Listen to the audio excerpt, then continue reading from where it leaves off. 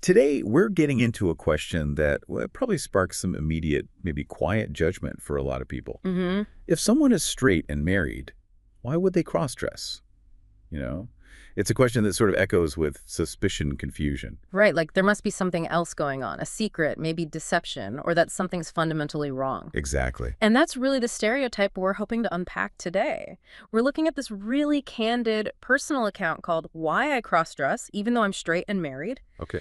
And our goal, our mission, if you like, is to get past those assumptions, to reveal something maybe more nuanced, more human about why people do this. It sounds like it. Yeah, the author even calls it not an argument or a defense, but a love letter. A love letter to others in this space, and importantly, to their partners, too. That love letter idea is really powerful, isn't it? It is. It sets a different tone. So as we dive in, it sounds like you'll see how cross-dressing, at least for this author, became this whole journey. Self-discovery, expanding identity even. Yeah. Self-care. Absolutely. It really pushes back on a lot of our standard ideas about masculinity, sexuality, marriage, all of it. It's about finding wholeness, maybe, not running away from something. That's a great way to put it, finding wholeness. So yeah, let's unpack this. Let's do it. So he starts by hitting that suspicious question right away, Yeah. clarifying what it isn't about. How does that upfront honesty land? Oh, it's immediately disarming. He just lays it out. Yeah. Look, it's not about secretly wanting men. It's not about planning to transition. It's not about the marriage falling apart. You're right. Clears the air. Totally. It just cuts through all that usual suspicion and makes space for, well, what he calls a truth that's far less scandalous, far more human, and far more common than most people realize. It really shifts your perspective from the get-go. Okay, so if those common ideas are off the table, where did this journey actually start for him? What was the initial, spark? It was surprisingly simple, almost childlike, he says. Just this quiet curiosity, wondering, what it might be like to experience life from a different angle, to feel what it might be like to be a girl for a little while. Not some big statement then, more internal. Exactly, just a private pull, an internal question initially. And that curiosity, it didn't just stay at trying on clothes, did it? Right. Like it connected to something deeper emotionally. Yeah, absolutely. That first kind of subtle but powerful thrill evolved. It turned into a real desire to feel things like softness, vulnerability, feeling delicate, even beautiful. Yeah. And critically, he says this wasn't about rejecting being male. It was more about expanding his sense of self, connecting with hidden parts, tender, emotional, intuitive sides that, society often tells men to just push down. So it almost becomes a form of self-care. That's exactly how he describes it. Self-care, stress relief, a private sanctuary even, a place to accept parts of himself that maybe felt hidden or forbidden by societal rules or just fear. So it moved from just being curious to something more like affirmation, self-love. Precisely. And he really emphasizes that for him, and he suggests for many others, the roots were tactile, emotional, not sexual initially. Interesting. Yeah, he mentions early memories being drawn to the feel of things, the softness of a silk nightgown, the shimmer of pantyhose, the curve of a high heel. It wasn't about sex. It was about his soul trying to touch a piece of itself that the world said wasn't allowed. Wow. And he puts it so directly. I didn't dress because I wanted to become a woman. I didn't dress because I was unhappy with being male. I dressed because the world gave me only one channel to express myself, and it wasn't enough. That really hits home. And it leads straight into one of the biggest misconceptions, right? The idea that cross-dressing somehow means a man isn't straight or isn't attracted to women anymore. Exactly. And that's a huge point the article tackles. It really hammers home that distinction that, frankly, often gets blurred. Sexual orientation and gender expression, they're totally separate parts of who someone is. Right. Apples and oranges. Completely. Yeah. And his own story makes it so clear why understanding this is vital. His attraction to women, he says, is clear, unwavering. So for him, wearing feminine clothes or makeup isn't rejecting his masculinity or straightness. It's adding to it, expanding it. That's exactly the frame. It challenges those neat little boxes we like to put people in. He uses a great analogy. Oh, yeah. He says, just because someone likes sports doesn't mean they can't also enjoy poetry. It makes you stop and think, doesn't it? How limited our categories can be. People are more fluid than that. That's a good one. It really clarifies it. And following that logic, he then tackles the other big assumption. So are you transitioning? Do you want to be a woman? How's he answer that? With a very firm no, just flat out. He says, I love being a man. I love my role as a husband, as a partner, as a protector. Okay.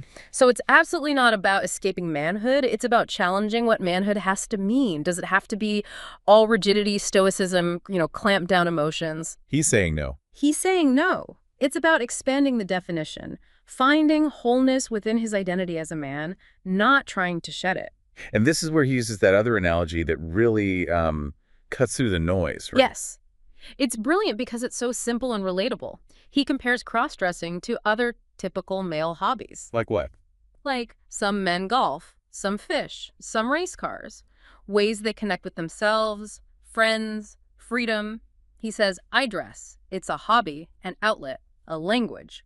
Only mine happens to involve eyeliner and size 13 heels. That analogy also kind of hints at another aspect he explores. Cross-dressing is maybe a form of escape.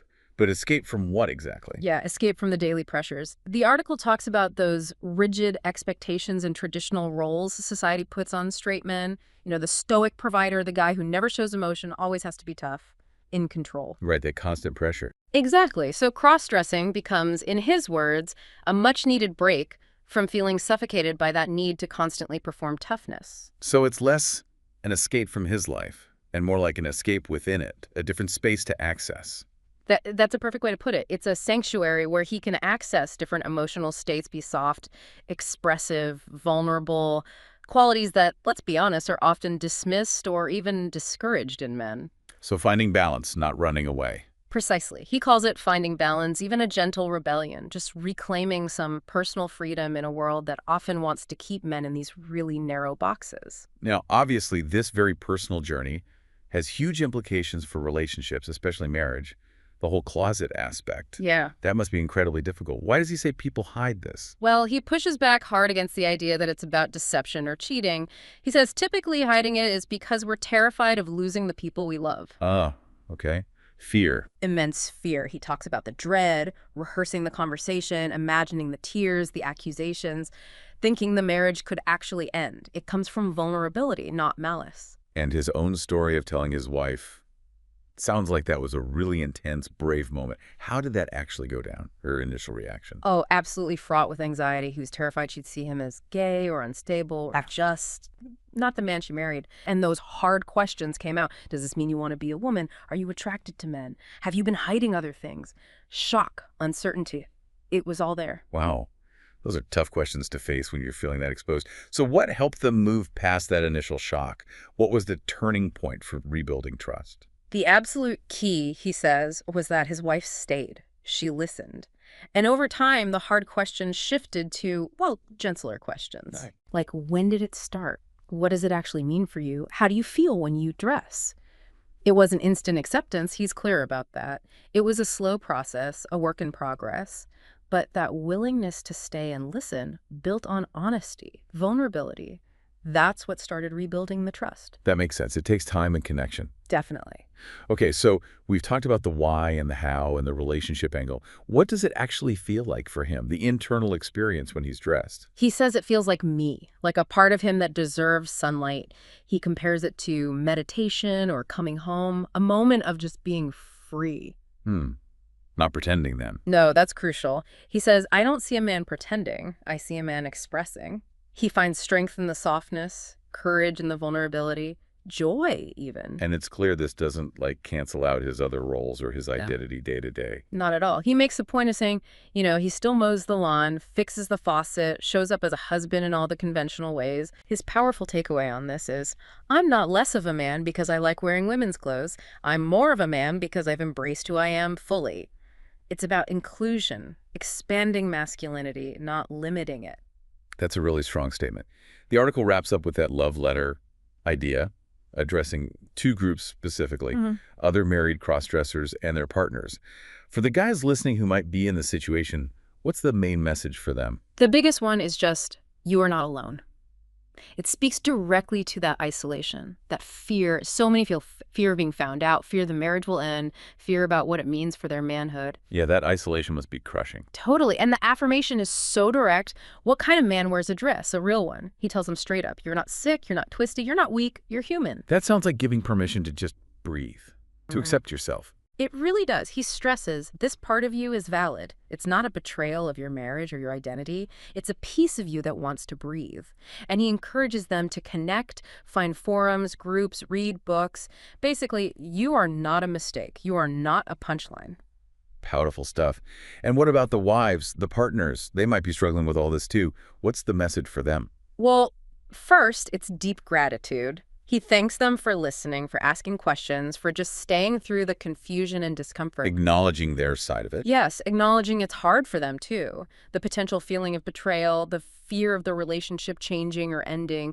But then it highlights the incredible power of their acceptance. How so? Their willingness to listen, to try and understand, creates the space for honesty. It lets their husband share this incredibly vulnerable part of himself. So the message isn't necessarily you have to love the cross-dressing itself. Exactly. It's very clear. You don't have to understand everything. You don't have to be comfortable with every aspect. You don't have to love the clothes or the makeup. But loving the person underneath, that's what matters most. That acceptance, he says, is nothing short of a lifeline. And he also mentions, importantly, that there's support out there for partners too, groups, therapists, communities for people navigating this. Wow, what a journey to unpack. It's so personal, but it clearly touches on these much bigger themes of identity acceptance. Absolutely. It really distills some core insights, doesn't it? That identity is complex, layered, that femininity isn't just for women, that hiding who you are hurts more in the long run, that authenticity, even when risky, is worth it. Yeah. And the importance of a partner's love for all of you. Definitely. All of you, not just the parts that fit neatly into boxes.